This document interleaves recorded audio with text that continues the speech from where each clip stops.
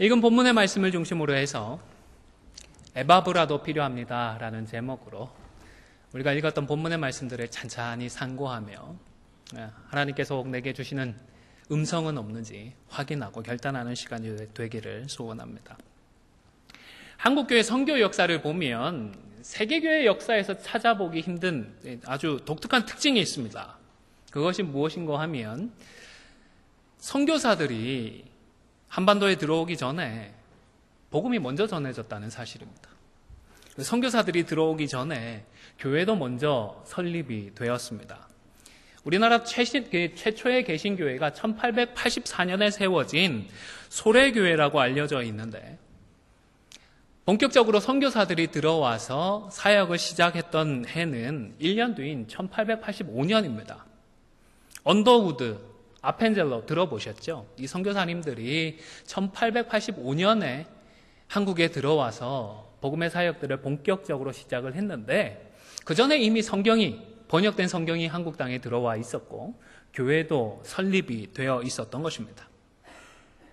중국이든 일본이든 외국으로 나갔다가 그곳에서 복음을 믿은 조선 사람들이 고향으로 돌아와서 자신이 믿은 예수님을 소개했고 그리고 그 복음을 들은 사람들이 또 먼저 전해진 성경을 한글 성경을 읽다가 예수님을 만난 그분들이 신앙생활을 하게 되면서 자연스럽게 자체적인 한국 교회가 세워졌던 것입니다.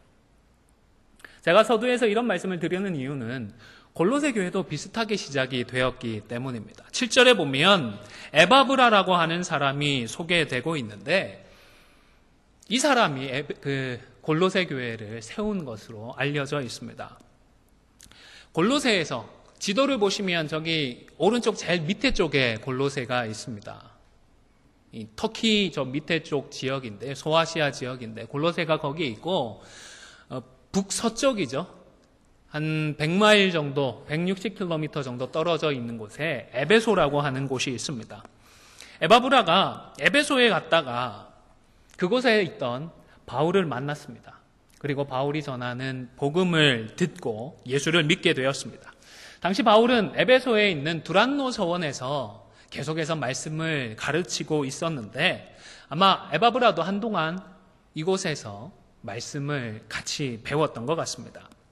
후에 고향으로 돌아온 에바브라가 고향 사람들에게 복음을 전했고 주로 골로새 지역에 있던 이방인들이 예수님을 믿고 변화되었고 교회가 시작되었던 것입니다. 골로새는 그렇게 큰 도시는 아니었다고 합니다. 그래도 한때 경제적인 큰 풍요를 누렸었는데 지진이 2번이나 연거푸 일어났다고 합니다. 큰 자연재해를 만나서는 갑자기 쇠락을 했다고 하는데 복음이 전해질 당시에는 유명한 것도 없고 자랑할 것도 별로 없고 해서 특별하게 활기를 찾아보기 힘든 그런 상태에 있었다고 합니다. 이런 곳에 복음이 전해졌습니다. 사람들이 변화되었습니다. 그 성도들을 통하여서 도시의 새로운 활력들이 느껴지기 시작했습니다. 새로운 소망들이 꿈틀대기 시작했던 것입니다. 그런데 그만 이 지역 가운데에 교회 가운데 이단적인 가르침들이 침투하기 시작했습니다. 그래서 교회가 어려움을 겪고 혼란을 겪게 되었습니다. 물론 에베소 교회 안에는 여전히 신실한 에바브라가 있었습니다. 다른 사람들보다 먼저 믿었던 사람이고 바울로부터 훈련도 잘 받았던 그런 분입니다. 교회의 설립 멤버로서 어려울 때 교회 중심을 든든하게 붙잡아 주고는 있었지만 그러나 혼자서 감당하기에는 버거웠던 것 같습니다. 그래서 에바브라는 도움을 요청했습니다. 로마 감옥에 있었던 바울을 직접 찾아갔습니다. 지도에도 보시면 저기 왼쪽 저 위쪽에 이탈리아 로마 표시가 있습니다. 제일 밑에 골로새에서부터 로마까지 찾아갔던 것입니다. 그래서 바울에게 골로새 교회의 상황을 알려주고 조언을 구하고 기도를 요청했습니다. 이에 바울은 골로새서를 우리가 오늘 읽은 이 골로새서를 기록하며 전달해 주었던 것입니다. 그런데 이 내용을 보면 바울은 어려움을 이겨내지 못하고 혼란을 극복하지 못하는 골로새 교인들을 향하여서 그래도 성도다라고 인정을 해주고 있습니다. 그리스도 안에서 신실한 형제들이다 인정을 하고 있는 것입니다. 성경을 보시면서 2절을 함께 읽도록 하겠습니다. 시작. 골로새에 있는 성도들 곧 그리스도 안에서 신실한 형제들에게 편지하노니 우리 아버지 하나님으로부터 은혜와 평강이 너희에게 있을지어다. 아멘. 그냥 이 구절을 통상적인 인사고 입에 발린 소리다 평가할 수도 있지만 만약 사실되고 진실된 선언이라면 무시할 수 없는 내용입니다. 골로새 교회가 비록 잘못된 가르침이 들어와서 흔들리고 있기는 하지만 성도들끼리 갈등을 겪고 있고 반목하고 있기는 하지만 그렇다고 해서 성도들이 이상한 사람, 나쁜 사람, 형편없는 사람이 아니고 그래도 거룩한 자들이고 그래도 서로 믿고 신뢰할 수 있는 성도라는 것입니다. 물론 성도라고 해서 완벽하다, 문제없다 그런 말은 결코 아닙니다. 우리는 다 부족하고 연약한 사람들입니다. 하지만 우리가 믿고 신뢰하는 하나님으로부터 능력을 공급받기만 하면 현재의 어려움과 혼란도 손쉽게는 아니겠지만 마침내 극복하고 이겨낼 수 있는 거룩하고 신실한 하나님의 자녀들인 것입니다. 우리는 그 사실을 잊지 말아야 합니다. 함께 예배드리는 우리 성도, 나의 좌우 앞뒤에 있는 모든 성도들이 완전하지는 않지만 그래도 거룩한 성도이고 신실한 자들이고 그래서 하나님의 뜻을 붙들고 함께 나아갈 때에는 마침내 승리할 수 있는 자들이라는 그 사실을 꼭 기억해야 하는 것입니다. 그래서 바울은 이번에도 교회를 향하여서 성도들을 향하여서 하나님의 은혜와 평강을 기원하고 있습니다. 우리가 아무리 노력하고 애를 써도 결과는 누가 주시죠? 우리가 갖는 게 아닙니다. 하나님께서 주시는 것입니다. 하나님께서 허락해 주셔야 손에 줄 수 있습니다. 그렇기 때문에 교회나 개인의 어려움과 혼란을 이겨내기 위해서 나름대로 우리도 노력하고 애는 쓰지만 동시에 하나님의 은혜를 구해야 합니다. 뿐만 아니라 하나님의 때에 이루어지고 또 손쉽게 이루어지기보다는 마침내 이루어졌구나 느끼는 경우가 많기 때문에 열매가 맺히고 결과가 보일 때까지는 마음이 불안합니다. 답답할 때도 있고요. 이게 신경증이, 우울증이 올 것 같은 그런 순간도 있을 것 같습니다. 마음에 힘이 듭니다. 그렇기 때문에 우리에게는 하나님께서 주시는 평강이 정말로 필요합니다. 절실히 필요합니다. 하나님의 때까지 흔들리지 않고 인내하기 위해서는 마음의 평화가 절대적으로 필요한 것입니다. 은혜와 평강을 간절히 그리고 날마다 우리가 기도해야 하는 것입니다. 물론 우리가 우리 자신과 다른 성도들, 교회를 위해서 기도만 하고 가만히 있는다고 해서 모든 문제들이 자동적으로 해결되느냐 하면 그런 것은 아닙니다. 이동원 목사님 책에 보니까 이런 글을 쓰셨더라고요. 화면을 한번 봐주시기를 바랍니다. 인생의 모든 문제들에 대한 절대적 해결을 약속하는 종교단체에 대해서는 일단 의심해 볼 필요가 있습니다. 의사도 문제 없습니다. 100% 낫습니다. 큰 소리 치는 분들을 만나면 일단 조금 의심해야 되지 않을까 싶습니다. 요즘은 대개 의사 선생님들 만나면 어떻게 하시죠? 최악의 상황부터 솔직하게 말씀을 해주십니다. 겁이 나기는 하지만 사람이니까 그럴 수 없다라는 사실부터 인정을 해주는 것이 솔직한 것이죠.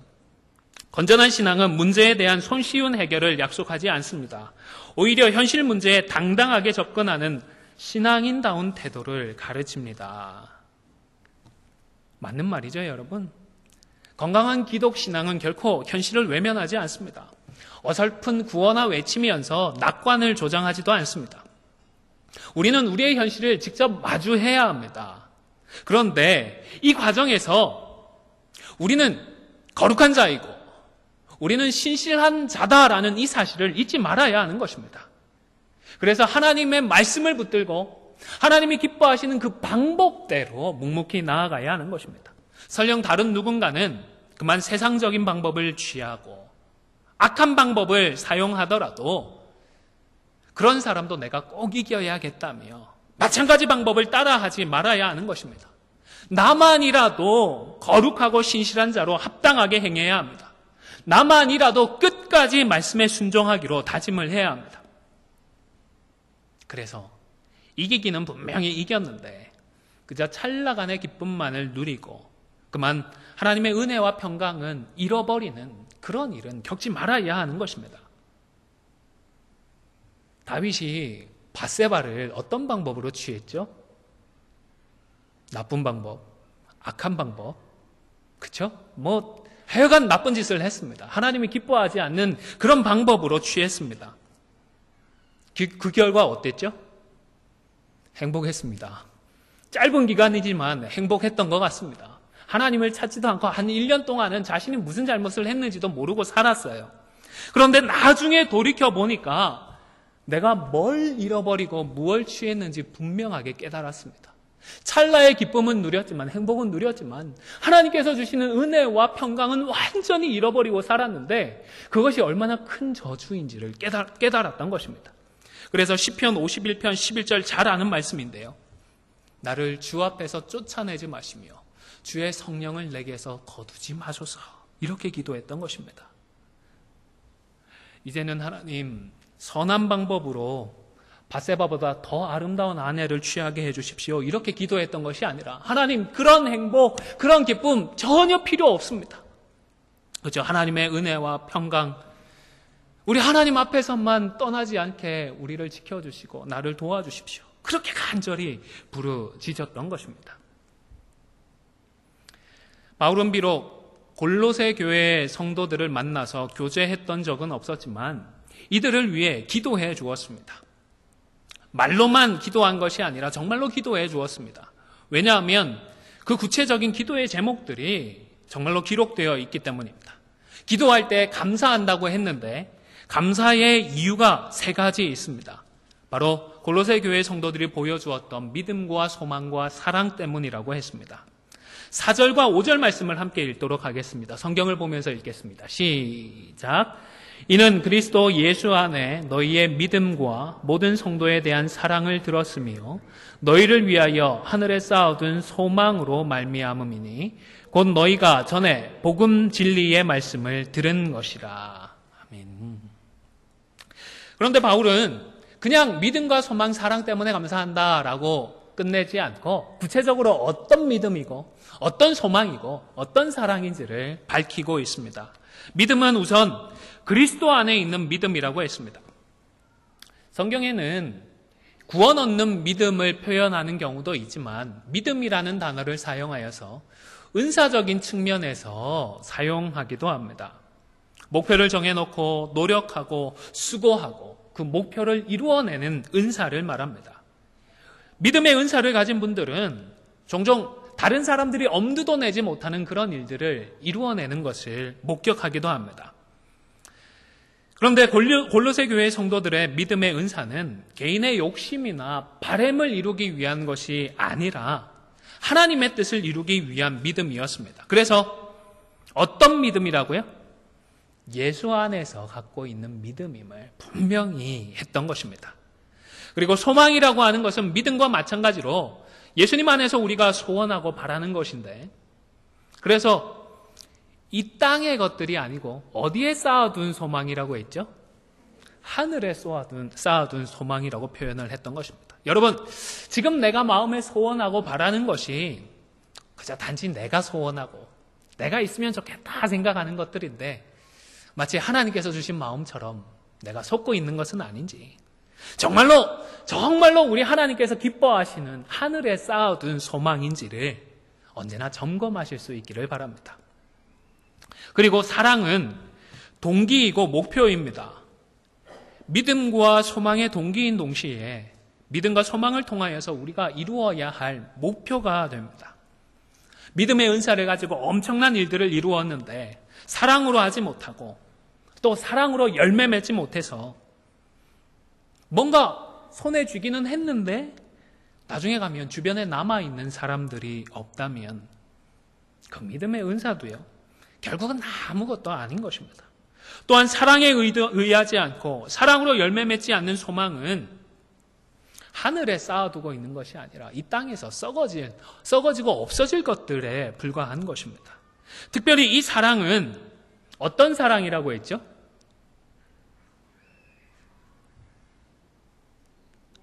네, 그냥 성도에 대한 사랑이요? 모든 성도에 대한 사랑이라고 했습니다. 나한테 잘해주는 성도나 나와 잘 통하는 그런 성도만을 사랑하는 것이 아니라 좀 안 맞아서 삐걱삐걱거리고요. 말을 한 번씩 하는데 툭툭 던지는 말이 마음의 비수처럼 날아오는 그런 성도를 향하여서도 사랑해야 한다라는 것입니다. 모두가 거룩하고 신실한 형제이기 때문에 다 사랑해야 하는 것입니다. 이제 6절에서는 골로새 지역에 복음이 어떻게 뿌리를 내리고 열매를 맺게 되었는지를 3가지 단계의 과정으로 소개를 하고 있습니다. 첫 번째는 복음이 골로새에 왔습니다. 여기에는 에바브라의 공이 참 컸습니다. 그러나 그 뒤에서 우리 하나님께서 역사해 주셨습니다. 인도해 주셨습니다. 그런데 보면 이 복음이 찾아왔다고 해서 바로 열매들이 맺히지 않는 것을 알 수가 있습니다. 곧바로 풍성한 열매를 맺혀지는 것은 아닌 것 같습니다. 따라서 복음의 열매가 나의 심령 속에서, 우리 가정 가운데에서, 교회 가운데에서 혹 우리가 기대하는 것처럼 빠르게 열매 맺지 않는다고 하더라도, 풍성하게 맺혀지지 않는다고 하더라도 낙심하지 말아야 하겠습니다. 특별히 이민교회는 이민 문화가 이미 많이 닫혀 있기 때문에 아무리 수고를 해도 한인들을 복음으로 열매 맺는 일들은 이제 시기적으로 어렵습니다. 그러나 설령 우리가 거두지 못한다고 하더라도 우리가 뿌릴 수 있는 복음의 씨앗들은 계속해서 심을 수 있어야 하겠습니다. 그리고 두 번째로는 듣고서 참으로 하나님의 은혜를 깨달은 시기가 있습니다. 복음이 찾아오고 복음을 들어도요, 처음에는 이게 무슨 소리인지 이해가 되지 않습니다. 굉장히 어렵습니다. 골로새 사람들도 유대인들이 아니었기 때문에 예수님의 대속의 죽음과 부활을 아무리 이야기를 해도 이게 무슨 소리인지 알아듣기가 힘들었을 것입니다. 그런데요, 하나님의 때가 되니까 지금까지 들어왔던 그 말씀과 지금 듣는 그 말씀을 통하여서 하나님께서 역사를 해주십니다.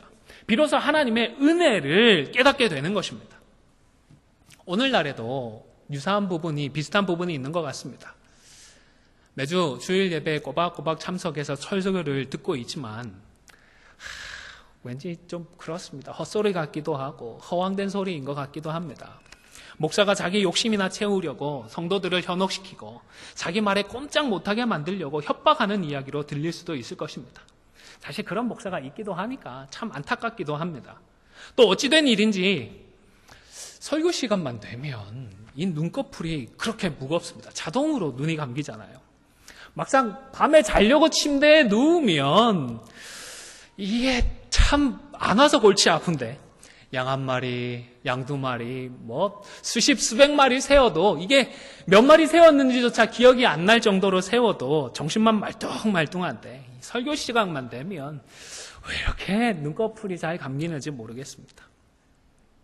예배당의 장의자도 보면 어떻게 그렇게 잘 만들었는지 모르겠습니다. 솔직히 그냥 앉으면 이렇게 앉아도 불편하고 저렇게 앉아도 불편한데요. 참 신기하죠. 설교 시간에는 이게 쿠션 좀 무슨 소파 마냥 우리를 푹 안아주는데 이런 기적 한두 번쯤은 경험해 보셨을 것 같아요. 이야, 이 의자 진짜 편하네 싶습니다. 잠마기 때문에 그렇다 주장을 하시는 분들도 계셨던 것 같은데 그런 경우가 전혀 없다라고 할 수는 없겠지만 대부분의 경우는 마귀 때문에 그런 것은 아니라고 생각을 합니다.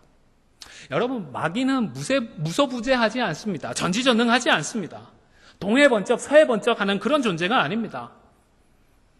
영적인 존재이기는 하지만 우리처럼 확실히 제한이 있는 자들입니다. 공간에 제한이 있습니다. 정확한 숫자는 모르겠지만 무한정 있는 존재도 아니고 지금 어디에서 새롭게 마귀가 태어나고 있는 것도 아닙니다. 마귀는 모든 것을 다 할 수 있는 그런 존재가 아닙니다. 또한 몸이 피곤하며 졸리는 게 이게 자연적인 현상입니다. 우리 예수님도 열심히 일하면 무엇을 느끼셨죠? 피곤함을 느껴서 어떻게 하셨죠? 폭풍이 쳐도 모를 정도로 주무셔야 했습니다. 마귀가 예수님을 시험해서 잠들게 만든 건가요? 아니지 않습니까? 많은 성도들이 아침부터 밤늦게까지 치열하고 고단하게 생활을 합니다. 이민 생활이 녹록지 않습니다. 주일이 되었다고 해서 푹 쉬고 일어나서 개운하게 오는 것이 아니라 아침 일찍 또 교회에 와서 봉사를 합니다.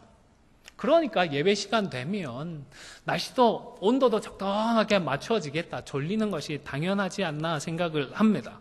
그런데 그렇게 졸음을 무릅쓰고 예배를 드리고 설령 졸게 되더라도 이 말씀의 자리에 앉아 있는 것이 대단한 일이고 칭찬받을 일입니다. 그리고 하나님의 때가 되면 모든 것을 초월한 역사가 일어납니다. 들리지 않았던 말씀이 들리기 시작하고 말씀이 은혜가 되는 시기가 있습니다. 이게 무슨 의미인지, 나에게 어떤 의미인지 그 참 의미가 깨달아지기 시작하고 설령 설교자가 헛소리를 하더라도 그 속에서 나에게만 주시는 하나님의 음성을 찰떡같이 알아듣게 되는 것입니다. 몸은 피곤하고 졸음은 쏟아지는데 잠결에 와서 박힌 몇 마디의 짧은 말씀에 정신이 번쩍 떠지기도 합니다. 잠결에 그저 들린 그 말씀에 결단을 하게 되고 순종했더니 말씀의 열매가 맺히기도 합니다. 그러면 신앙생활에 신이 나죠. 혹 아직 이 두 번째 단계를 경험하지 못한 분이 계십니까? 전에 분명히 이런 두 번째 단계를 거쳐왔는데 어느새 그 은혜를 잊어버린 분이 계십니까? 실망하지 마시고 포기하지도 마시기를 바랍니다. 그리고 짜증이 나도 속으로 기도하면서 계속해서 말씀을 들으시기를 바랍니다. 졸리고 피곤해도 전 인격을 동원해서 계속해서 말씀을 들으시고 졸더라도 이곳에 와서 조시기를 바랍니다. 왜냐하면 하나님께서 택한 자들에게는 하나님이 반드시 허락해 주시는 하나님의 정확무어한 때가 있기 때문입니다. 세 번째 단계는 이제 말씀의 열매를 맺게 되는 단계입니다. 이때는 얼마나 기쁘고 즐거운지 모릅니다. 그리고 이때에 우리의 신앙이 자라게 됩니다. 여러분, 이 시기를 우리가 꼭 기억해야 합니다. 우리가 먼저 자라서 열매를 맺는다고 했나요? 열매 맺을 수 있을 만큼 충분히 크고 난 다음에 뭔가 거두는 것이 아니고 열매들을 거두기 시작하면 그때부터 자란다라고 말씀을 하는 것입니다. 여러분, 말씀으로 하나님께서 우리에게 주시는 위로와 격려나 깨달음 참 귀한 것들이지만 그것만으로 충분하지 않습니다. 하나님께서 은혜를 주시면 그 기회를 놓치지 말고 순종해서 말씀의 열매를 맺어야 하는 것입니다.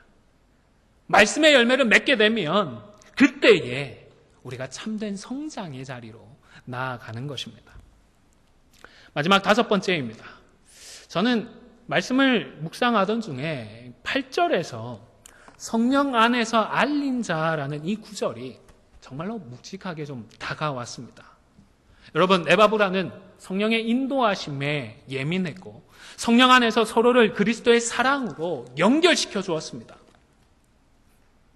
에바브라가 없었다면 어땠을까요?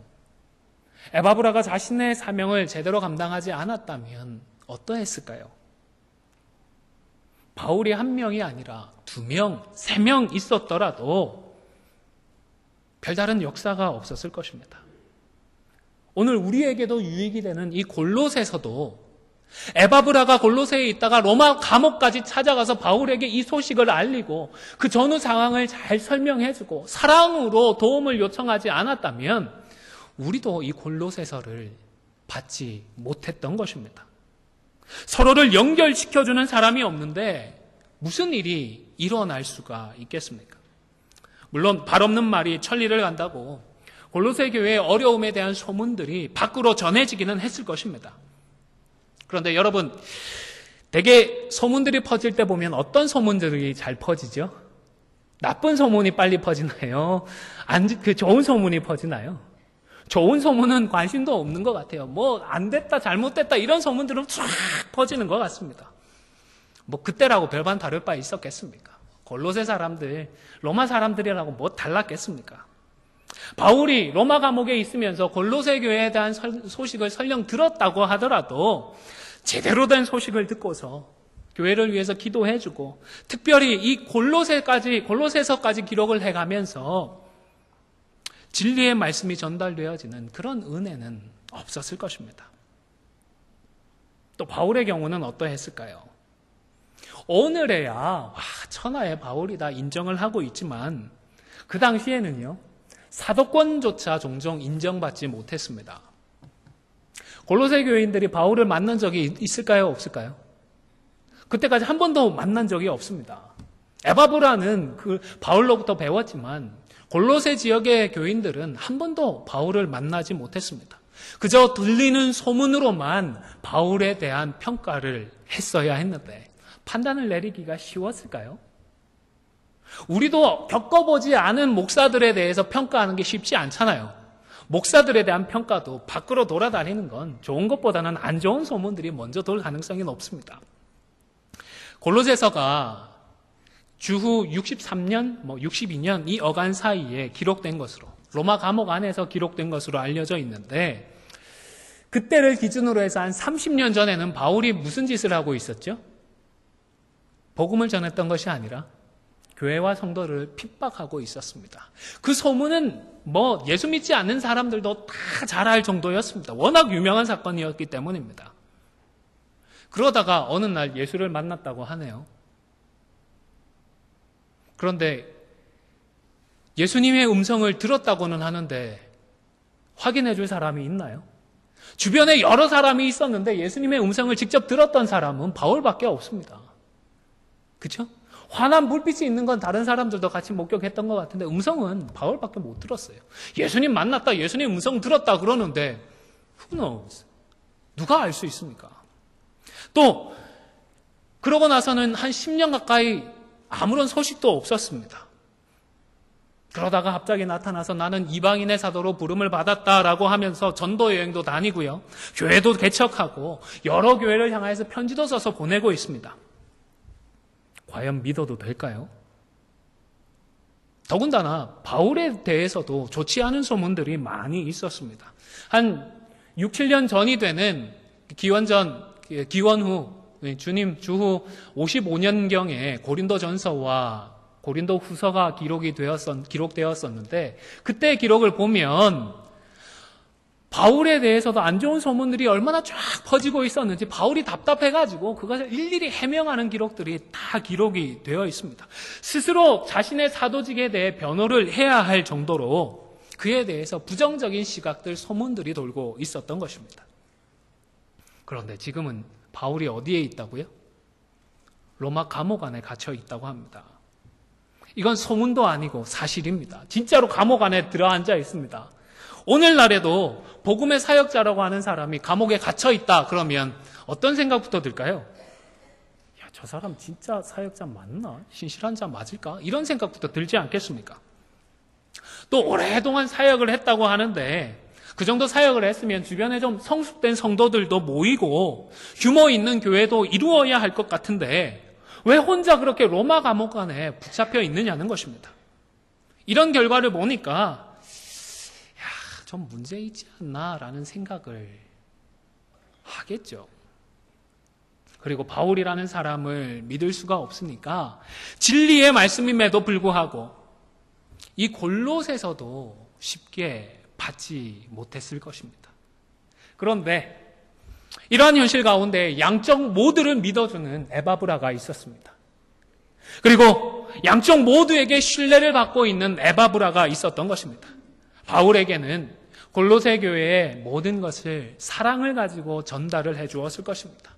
장점도 전해 주었겠고 단점도 사실대로 전달을 해 주었을 것입니다.